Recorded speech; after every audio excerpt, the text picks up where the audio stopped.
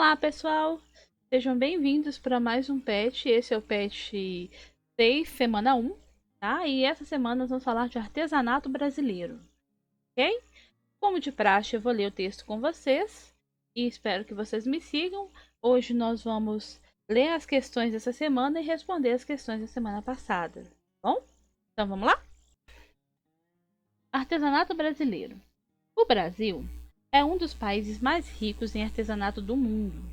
Nossa história, nossa diversidade cultural e nossa expressão criativa destaca o país como um grande centro de arte regional.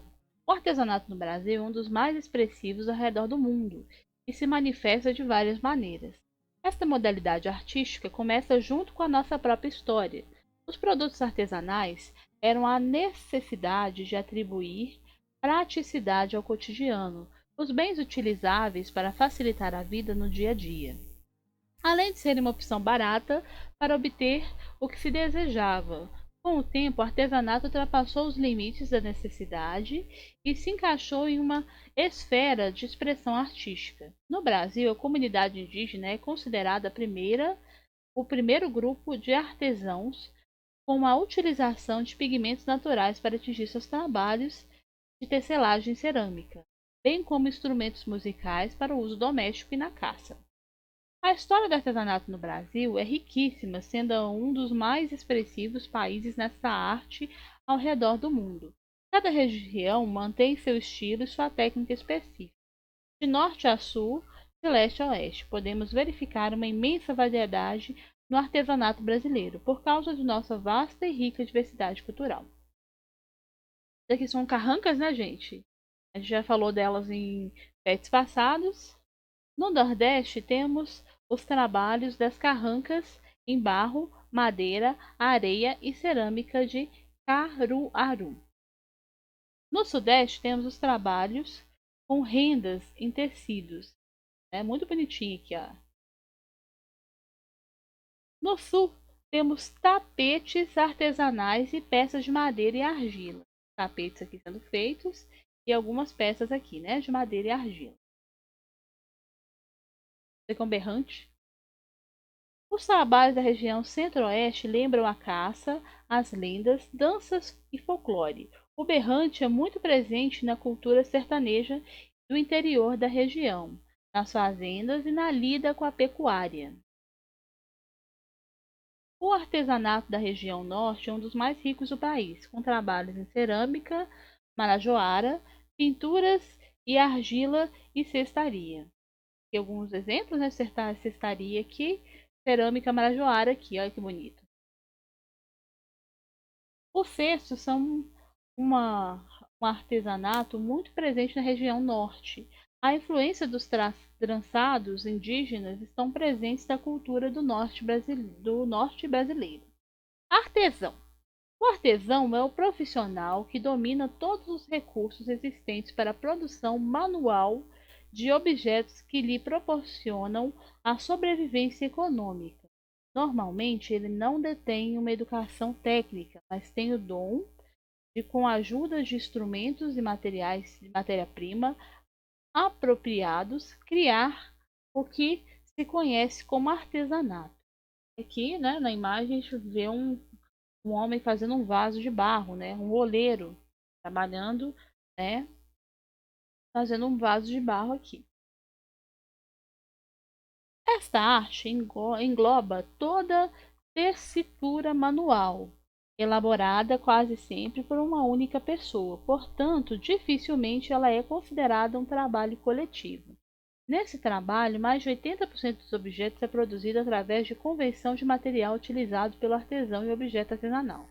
Geralmente, o fruto dessa criação reproduz a interação destes profissionais com o contexto no qual ele está inserido, consistindo igualmente em um reflexo de sua vida cultural.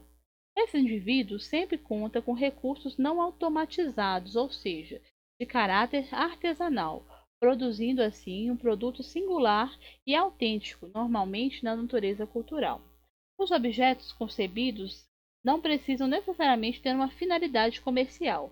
À medida que a industrialização se desenvolve, com a consequente mecanização da produção, o artesanato cada vez mais ganha conotação de instrumento de cultura popular, estendendo este status ao próprio artesão.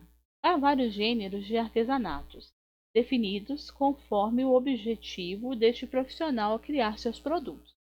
Aquele que visa despertar ao público intensa admiração e devoção, valendo-se para esse fim de sua inventividade, poder criativo e habilidade. É considerado artesão artista.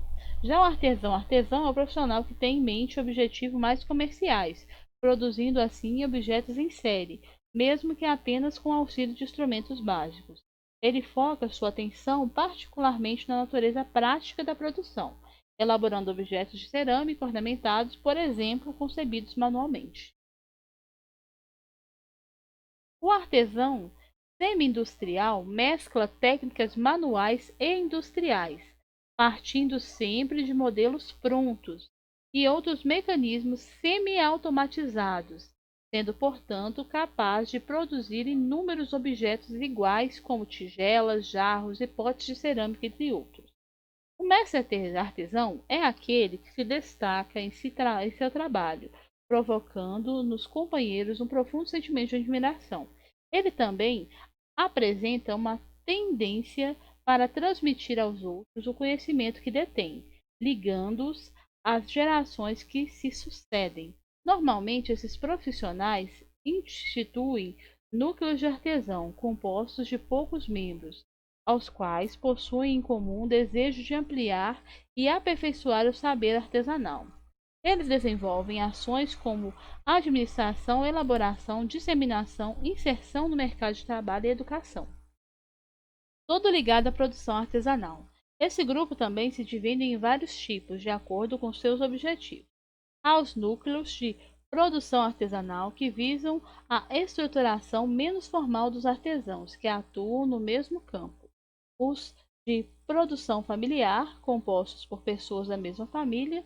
Os mistos, formados por trabalhadores que produzem suas mercadorias com material e processos produtivos distintos, associados de maneira formal ou informal, para assim alcançarem metas comuns e fixarem juntos meios mais eficazes de divulgação e venda. Ok? Agora eu vou ler as questões, tá? Que a gente vai responder na semana que vem. Atividades. Com base na leitura do texto, identifique qual das alternativas abaixo descreve de forma correta, ou seja, certa, as características de um artesão. A. O artesão é o profissional que geralmente não domina todos os recursos existentes para a produção manual de objetos que lhe proporcionam sobrevivência econômica. Normalmente, ele não detém uma educação técnica, mas tem o dom de, com a ajuda de instrumentos e matéria-prima aprimorados, criar o que se conhece como artesanato. B. O artesão é o profissional que domina todos os recursos existentes para a produção tecnológica de objetos que lhe proporcionam sobrevivência econômica. Normalmente, ele não detém uma educação técnica, mas tem o dom de, com a ajuda de instrumentos e matéria-prima apropriados, criar o conceito, o que se conhece como artesanato. C. O artesão é o profissional que domina todos os recursos existentes para a produção manual de objetos que lhe proporcionam a sobrevivência econômica. Normalmente ele detém uma educação técnica, mas tem o dom. Normalmente ele detém uma educação técnica, mas tem o dom, com a ajuda de instrumentos e matéria-prima apropriados, criar o que se conhece como artesanato. D. O artesão é o profissional que domina todos os recursos existentes para a produção manual de objetos que lhe proporcionam a sobrevivência econômica. Normalmente, ele não detém uma educação técnica, mas tem o dom de, com a ajuda de instrumentos e matéria-prima apropriados, criar o que se conhece como artesanato.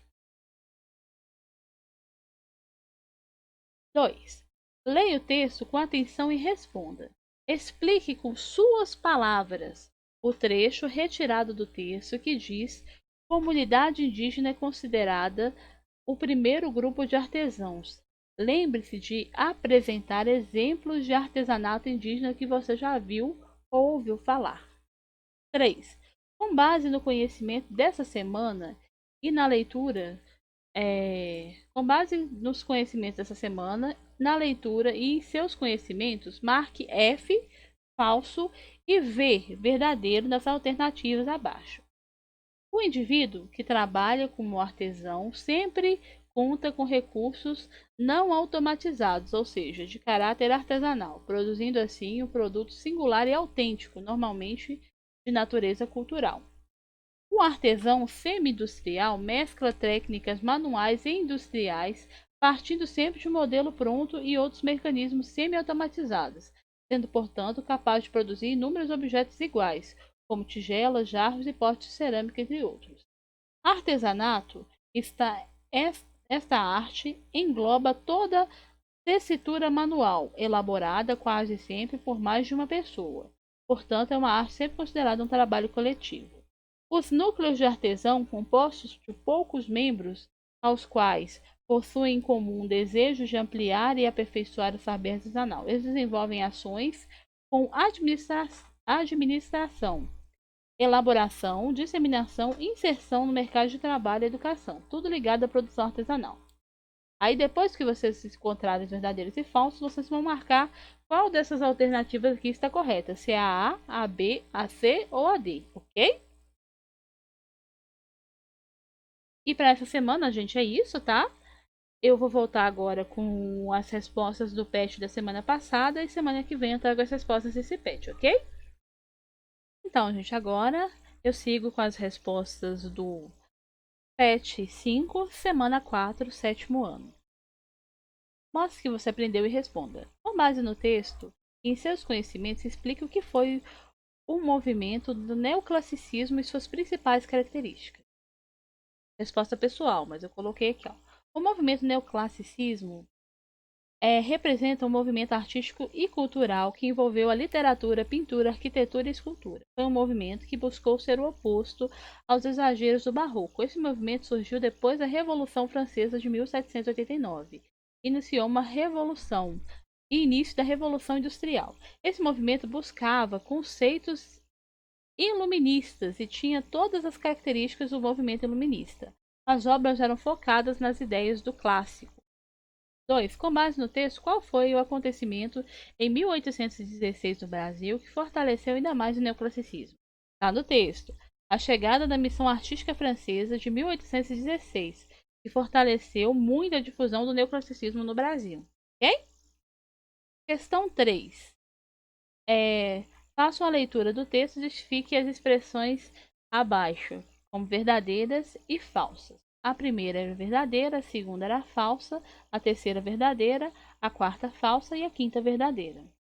4. Agora que você já conheceu um pouco das características do neoclassicismo, identifique nas afirmações abaixo a opção incorreta, tá? Lembre-se de voltar ao texto para refazer a leitura. Então, a resposta incorreta era a C. Neoclassicismo era totalmente contrário aos ideais iluministas. Na verdade, ao contrário, ele era bastante parecidos com as ideias iluministas. Ok? E é isso, gente. Semana que vem eu trago as respostas do PET 6, semana 1, tá? Bom final de semana para vocês e até semana que vem. Beijinho e até semana que vem.